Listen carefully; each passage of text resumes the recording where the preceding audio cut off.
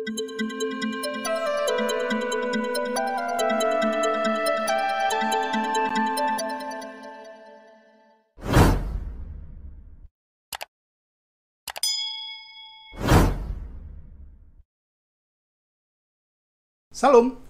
berjumpa lagi dengan saya Effendi Tobing dalam Boker Top Channel.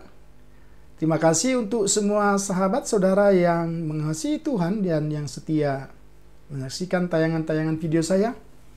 Doa saya semoga itu bisa bermanfaat bagi kita semua. Amin. Hari ini kita akan membahas satu topik tetap dalam konteks Perjanjian Lama.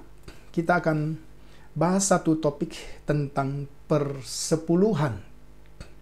Temanya ialah persepuluhan, ajaran Alkitab yang masih relevan. Saya berharap bahwa melalui pembahasan ini tidak ada perpecahan di antara kita. Mengapa saya katakan demikian? Karena ada contoh-contoh nyata bahkan yang saya lihat sendiri, bahkan saya kenal sendiri, mengalami perpecahan secara organisasi, bahkan secara pribadi oleh karena perbedaan pandangan tentang persepuluhan. Ironisnya, sama-sama memiliki Alkitab yang sama, teks-teks Alkitab yang sama, tetapi perbedaan interpretasi akhirnya menimbulkan syak di hati tiap-tiap orang dan akhirnya terjadi perpecahan. Ini semacam disclaimer yang ingin saya sampaikan di awal. Saya hanya ingin menyampaikan data yang ada di dalam Alkitab dan biarlah kita semua yang mengambil kesimpulan dari pemaparan ini. Mari kita lihat.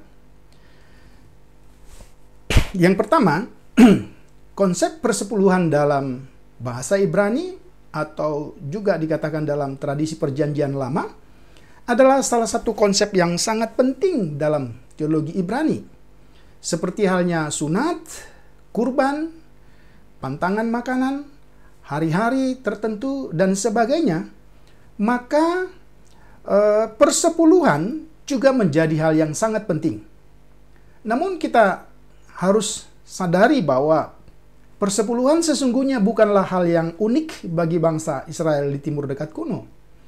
Mengapa saya katakan bahwa persepuluhan bukan hal yang unik? Karena persepuluhan adalah hal yang sangat lumrah dipraktekkan oleh tetangga-tetangga Israel, apakah itu bangsa-bangsa Kanaan, Mesir, dan lain-lain. Sehingga bangsa-bangsa lain di zaman dahulu juga mempraktikkan persepuluhan. Jadi dengan demikian tidak ada istimewanya kalau kita atau bangsa Israel mempraktekkan persembahan persepuluhan. Ini sesuatu yang sangat lazim pada waktu itu. Tentu ada perbedaan atau prinsip-prinsip dasar yang sangat berbeda dengan apa yang dijelaskan di dalam Alkitab. Iya, di Ugarit misalnya, memberi persepuluhan diberikan pada para dewa dan kuil-kuil mereka. Sebagai contoh, ada sebuah teks pertanda ya minyak Babilonia kuno mengatakan, ya, kita lihat dikatakan di sana, Samas menuntut persepuluhan. Ini yang kita lihat. Samas menuntut satu persepuluhan. Ini ada di dalam teks itu.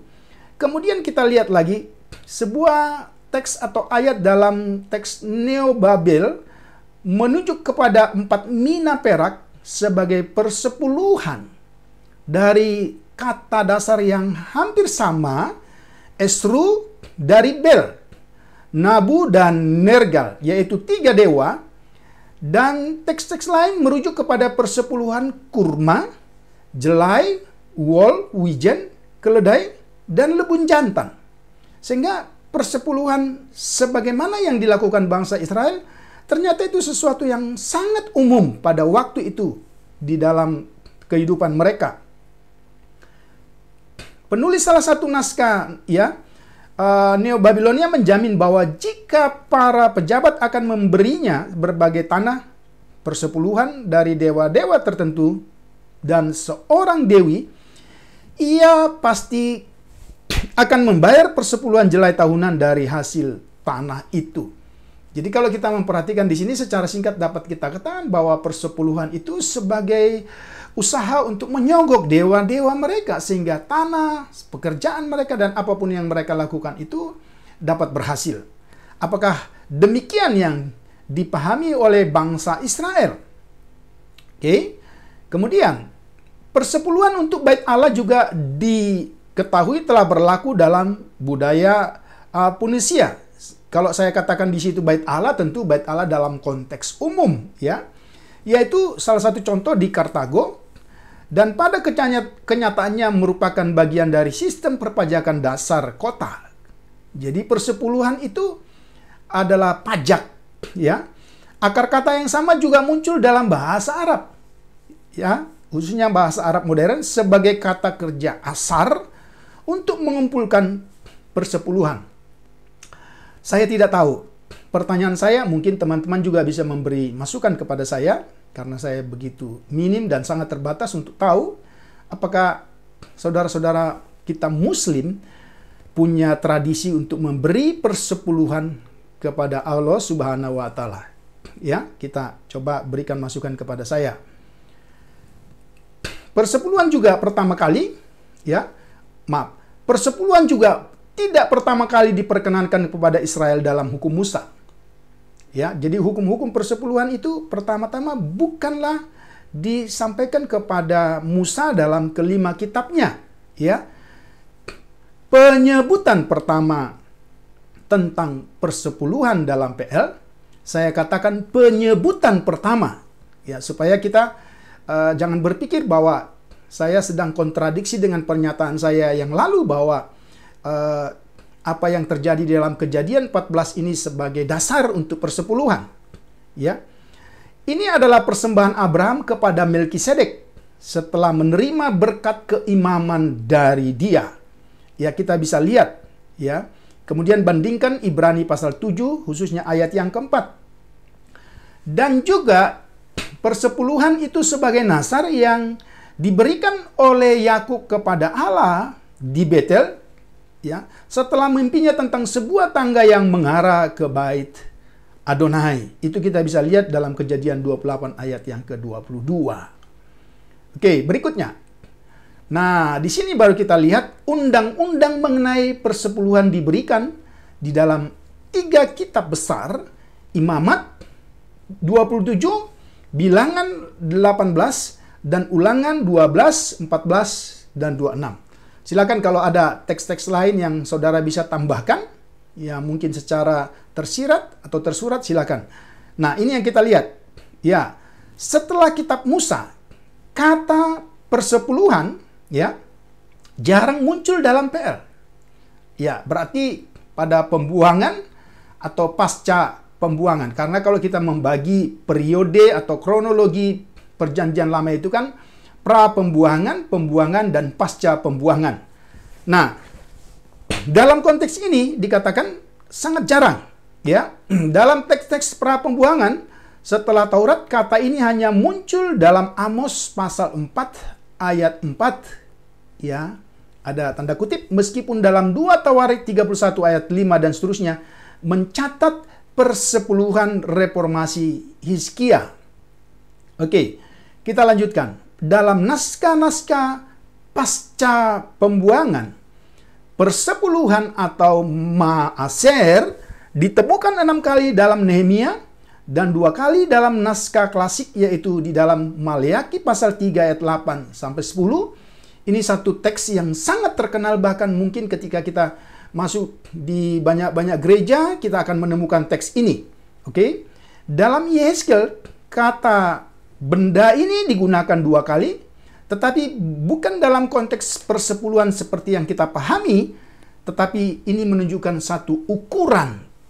Itu yang kita pahami.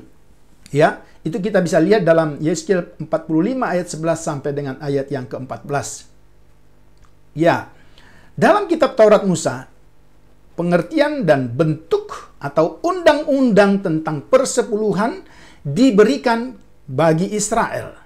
Ya, ada 3 kelompok instruksi yang sudah kita lihat tadi, baik ya dalam Imamat, Bilangan maupun Ulangan. Ya, 3 kelompok instruksi dalam Taurat ini berfungsi untuk menjawab 3 pertanyaan mendasar tentang persepuluhan. Yang pertama, apa itu persepuluhan? Yang kedua, kepada siapa persepuluhan itu diberikan? Yang ketiga, di mana? Atau ya, bicara tentang lokus atau tempat di mana persepuluhan itu harus diberikan. Ya, mungkin teman-teman juga punya kesaksian atau pengalaman. Ya, hari-hari ini setiap orang bisa memberikan persepuluhan dengan versinya masing-masing, dengan sekenanya saja. Tapi kalau kita mau konsisten, apakah memang seperti itu yang diajarkan oleh Alkitab? Mari kita simak uraian ini lebih lanjut. Oke. Pertanyaan pertama, apa yang harus dipersembahkan? Dijawab dalam paragraf terakhir Kitab Imamat, pasal 27 ayat 30 sampai 34. Saudara bisa baca Alkitabnya, kita uraikan di sini ya.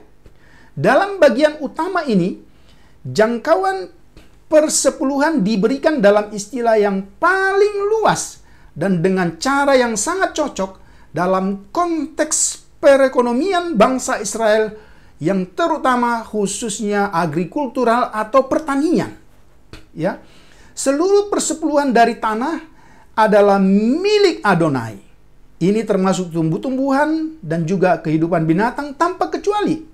Selain itu, persepuluhan tidak boleh disamakan dengan persembahan sulung dan juga tidak boleh didasarkan keberpihakan atau menyimpan yang lebih baik untuk diri sendiri dan memberikan yang tidak baik untuk persepuluhan. Ya, ini yang kita pahami. Untuk binatang misalnya, seorang gembala dapat memberikan persepuluhan dengan menghitung setiap hewan dan yang ke-10 keluar dari kandangnya, itulah yang harus diberikan menjadi persepuluhan dan itulah milik Tuhan. Ini yang kita lihat, ya. Jadi sangat simpel, tentu kalau kita membayangkan konteks pada waktu itu sangat jauh berbeda dengan konteks kita hari ini. Karena kita tidak, atau teman-teman tidak lagi memberikan seperti yang diberikan oleh bangsa Israel. Ya, walaupun waktu saya melayani di satu desa, tiba-tiba seorang hamba Tuhan ini berkata bahwa dia baru memberikan persepuluhan. Saya katakan, wah luar biasa. Tapi ketika kita lanjut berbincang-bincang, ternyata bentuk persepuluhan yang dia maksudkan itu adalah buah nangka yang begitu lebat yang ada di depan gereja pada waktu itu. Dan saya rasa ini satu tindakan iman dari seorang hamba Tuhan untuk memberikan persepuluhan itu bagi orang yang membutuhkan. Ini yang kita lihat. Ya. Seorang petani mungkin ingin menukarkan. Jadi bisa dikonversi ternyata ya. Persepuluhan pertaniannya dengan uang tunai agar mudah membawanya. Jadi kita bisa bayangkan perjalanan mereka dari kecamatan, dari desa, ya, dari kelurahan yang ada di sekitar Yerusalem, kemudian mereka harus berjalan begitu jauh dengan membawa itu. Dan ada kebijakan dari hukum Tuhan supaya itu dapat ditukarkan dengan uang. Tetapi dikatakan ia harus menambahkan 1/5 untuk mencegah adanya kecurangan atau kekurangan secara finansial di situ. Ia tidak dapat menukarnya dengan hewan ternaknya, ya. Jadi hewan ternak tidak bisa ditukarkan. Persepuluhan yang dihasilkan adalah kudus bagi Tuhan yang dikhususkan untuk digunakan secara eksklusif.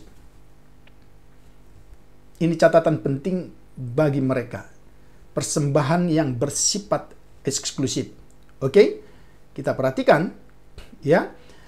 Pertanyaan kedua, mengenai persepuluhan, kepada siapakah persepuluhan itu harus diberikan? Lagi-lagi dari 3 teks yang kita sebut tadi, ya. Di dalam Bilangan pasal 18 ayat 21 sampai 32, persepuluhan diberikan kepada Lewi. Alasan pemberian ini karena orang Lewi tidak diberi warisan teritorial di Kanaan, maka upah mereka atas pelayanan mereka kepada Allah adalah setiap persepuluhan orang Israel. Dari Bilangan pasal yang ke-18 ayat 21. Dalam hal ini pun, orang Lewi juga harus memberikan 1/10 dari 1/10 di ayat yang ke-26.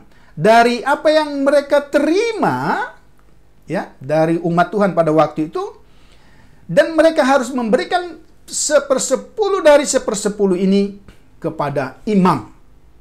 Teman-teman mungkin bertanya, apa bedanya Lewi dengan imam? Ya, sesungguhnya Lewi itu adalah nama suku, sedangkan imam itu adalah jabatan. Jabatan di dalam bait Allah, oke? Atau maaf, waktu itu belum ada bait Allah ya. Jabatan di kemah suci dari suku Lewi. Jadi imam, oke?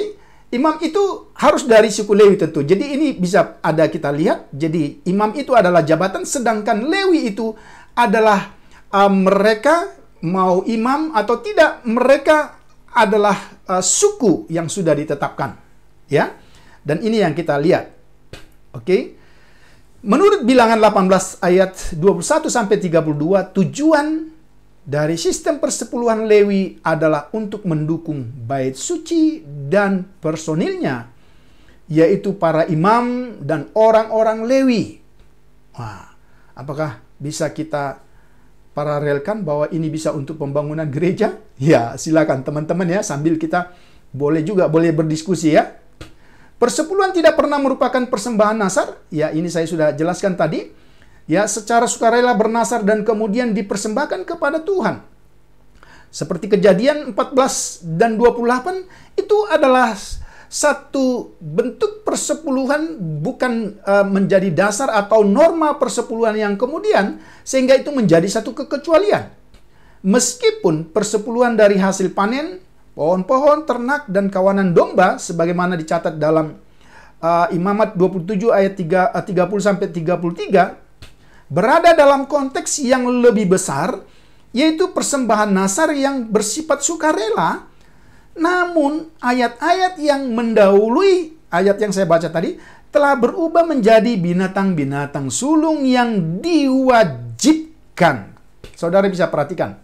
Jadi, di dalam perikop itu memang ada dua bentuknya, tetapi bentuk yang terakhir itu tidak boleh dicampur adukkan. Dan benda-benda yang diusulkan yang tidak bisa ditebus dalam ayat 28 sampai 29. Pertanyaan ketiga, kemana persepuluhan harus diberikan? Ya, saya mendapat satu informasi atau satu kesaksian, seorang pernah berkata, saya tidak mau memberikan persepuluhan saya ke gereja tertentu ini dan itu, karena saya berpikir gereja itu sangat kaya raya dan gereja itu tidak pernah juga menekankan persepuluhan dan sebagainya. Sehingga saya lebih memilih memberikan persembahan ke sianu. Oke, itu fenomena yang terjadi. Silakan dan kita lanjutkan. Ya, dijawab, pertanyaan itu dijawab dalam Ulangan 12:1 sampai 14 dan 14 ayat 22 sampai 29. Persepuluhan dan persembahan tidak boleh diberikan di setiap tempat yang kau lihat. Artinya, bukan pembawa persembahan persepuluhan itu yang menentukan dalam konteks itu tentu, teman-teman. Dalam konteks itu, ya. Yang dimaksudkan bahwa hanya Tuhan yang menentukan tempat, ya, kalau kita perhatikan. Tapi di tempat yang akan dipilih Tuhan, di salah satu, oke? Saudara bisa perhatikan. Ini yang kita bisa lihat dalam Ulangan 12 ayat 14. Tempat kudus pusat yang kemudian kita tahu itu adalah Yerusalem, adalah satu-satunya tempat yang sah untuk memberikan persepuluhan dan persembahan di tanah yang baru. Dalam penyerahan persepuluhan dan persembahan ini, maka kalau kita perhatikan, ya, ini bisa juga jadi diskusi. Dalam persembahan persepuluhan yang dibawa kepada Lewi di bait Allah itu, maka di situ juga dilakukan apa yang kita kenal dengan perjamuan kudus atau perjamuan kasih. Mungkin, ya, terserah, ya. Maka mereka harus makan bersama-sama dengan orang-orang yang melayani pada waktu itu. Saudara bisa lihat, ya, ini kita perhatikan. Ya, jika jarak rumah, nah ini diulangi lagi, ya, jarak rumah pembawa persembahan persepuluhan itu jauh dari rumah ke Yerusalem, maka seorang dapat mengkonversi hasil bumi ke dalam bentuk uang. Oke, dalam Ulangan 14:28-29, peraturan diberikan untuk pembagian persepuluhan di daerahnya sendiri setiap 3 tahun sekali. Jadi ada persembahan persepuluhan yang kedua, itulah persembahan persepuluhan setiap 3 tahun sekali. Dan itu harus dipersembahkan di wilayah masing-masing. Oke? Dan persembahan itu, ya, ada penekanan pada kebutuhan orang miskin dan orang yang tidak berdaya. Oh, ternyata, ya, persepuluhan di dalam PL mengakomodir bahwa persembahan persepuluhan itu dapat diberikan secara langsung kepada orang-orang miskin, orang-orang yang membutuhkan. Tapi dikatakan itu adalah persembahan pada setiap 3 tahun sekali. Ya, inilah hukum-hukum dalam Pentateuk yang mengatur tentang persepuluhan. Nah, kita lihat kesulitan-kesulitan dalam persepuluhan yang pertama itu, ya, jumlah persepuluhan yang harus dibayarkan oleh orang Israel. Ya, mungkin kita bisa melihat, ya, atau beberapa orang membaca hukum Taurat tanpa berpikir atau mempertanyakan bahwa lebih dari 1 persepuluhan yang dicatat di dalam Alkitab. Apakah memang itu? Oke, teman-teman silakan. Ya. Yang pertama itu persepuluhan dalam Ulangan 14 ayat 22-29.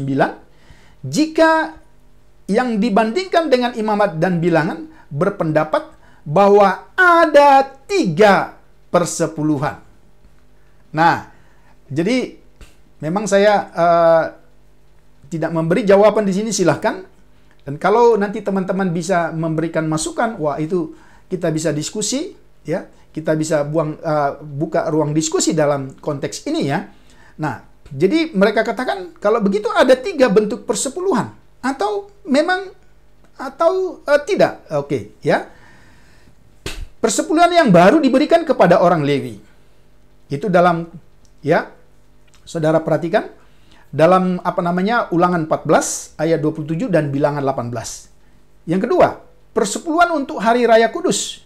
Ulangan 14, ayat 22-26. Persembahan persepuluhan pada tahun ketiga untuk orang miskin di daerah setempat. Ya, Ulangan 14 ayat 28-29. Apakah memang di dalam perjanjian lama ada tingkatan sehingga ada 3 kali dalam setahun itu orang Israel harus memberikan persembahan persepuluhan. Oke. Nah, yang kedua adalah penyimpangan dari hukum persepuluhan. Penyimpangan ini tentu berhubungan dengan motivasi orang yang memberi persepuluhan. Israel memberi persepuluhan sebagai sarana untuk mendapat belas kasihan Allah. Bukan sebaliknya. Karena sudah mendapat belas kasihan Allah. Sehingga persepuluhan itu adalah cara yang dipakai oleh sekelompok orang untuk menyogok Tuhan supaya mendapat belas kasihan Allah. Ya, saya pikir ini adalah, izinkan saya untuk memberikan istilah ini adalah persembahan persepuluhan dalam bentuk duniawi, gitu ya. Ya, Israel dan Yudaisme di kemudian hari cenderung melakukan kesalahan dalam salah satu dari 2 hal. Entah mereka mentaati hukum Taurat dengan terlalu kaku, tanda kutip, ya, sehingga kehilangan tujuan utama dari memberi persepuluhan itu apa yang menjadi tujuan utamanya. Ini kita bisa lihat khususnya pada periode antar perjanjian lama dan perjanjian baru, yang nanti kita akan juga bahas pada sesi yang kedua. Atau Israel mengabaikan persepuluhan dan menjadi bersalah karena telah merampok Allah. Ya, tanda kutip. Dalam Maleakhi 3 ayat 8 sampai dengan 10. Mungkin ketika kita membaca dua alternatif ini, kemudian kita bisa membandingkan dan kita bisa tahu mengapa Yesus begitu tegas menjelaskan segala sesuatu terhadap ahli Taurat, tetapi juga kepada orang-orang Farisi. Oke? Ya, mari kita lihat perspektif persepuluhan dalam perjanjian lama yang dapat saya pahami dan saya cantumkan di sini. Perspektif tentang persepuluhan dalam PL ditemukan dalam dua arah. Dari sisi Allah dan dari sisi manusia. Dari sisi Allah, persepuluhan tidak pernah dimaksudkan sebagai beban yang memberatkan, bahwa seseorang harus memberikan persepuluhan dari apa yang ia peroleh. Sebaliknya, persepuluhan adalah sebuah tindakan ibadah. Oke, saya ulang. Persepuluhan adalah sebuah tindakan ibadah yang membebaskan dan penuh dengan sukacita. Ya, ini satu indikator menurut saya yang bisa dilihat. Ya, memberi persepuluhan dengan sukacita. Oke. Nah, ini kita lihat, bandingkan dengan pemberi yang bersukacita juga, ya. Tapi itu tidak persembahan persepuluhan tentu, ya. Tapi kalau saudara perhatikan ekspresinya sama dalam 2 Korintus 9 ayat 7. Semua yang dimiliki seseorang adalah milik Allah. Ya, penyerahan diri kepadanya untuk menggunakan sebagian kecil dari apa yang kita pegang atau dipinjami dalam kepercayaan atas anugerahnya merupakan tindakan penyerahan dan ketergantungan yang penuh syukur. Oke, dari sisi manusia. Ini bagian yang terakhir dari sesi ini. Ya, persepuluhan memiliki dorongan kemanusiaan. Ya. Atau dorongan komunitas. Persepuluhan adalah bagian dari keterkaitan kita sebagai umat atau umatnya Allah. Orang-orang Lewi yang melayani. Bukan dalam kegiatan komersial. Ya, adalah menerima langsung dari persepuluhan. Ya, ini memang yang harus diwaspadai. Ada banyak teriakan-teriakan supaya memberi persepuluhan, tetapi tujuan komersial dan seterusnya, ya. Dan ini bukan rahasia lagi bagi kita. Iya, oleh karena itu ada keterkaitan antara pelayanan mereka, yaitu para Lewi, dengan pekerjaan sehari-hari yang dilakukan oleh orang-orang yang bukan Lewi. Mengapa? Karena kalau kita lihat konteks dan latar belakang, Tuhan menetapkan peraturan persepuluhan itu karena ada satu suku yang memang tidak mendapatkan tanah perjanjian atau tidak mendapatkan sebagaimana didapatkan oleh suku-suku yang lain. Sementara suku Lewi ini adalah suku yang diperuntukkan oleh Tuhan sebagai pelayan di kemah suci. Dan nanti dalam konteks pembangunan bait Allah diteruskan sampai kepada perjanjian baru dan seterusnya. Ini yang kita lihat. Oke. Selain itu, orang miskin, janda, dan yatim piatu yang secara pepatah berarti orang yang terabaikan harus dipelihara melalui persepuluhan tahun ketiga. Nah, ini dia, ya. Meskipun tidak berdaya, ya, orang miskin, janda, dan yatim piatu, atau dengan bahasa sederhana kaum marginal, ya, kita lihat adalah bagian dari komunitas. Persepuluhan menjamin kesejahteraan mereka.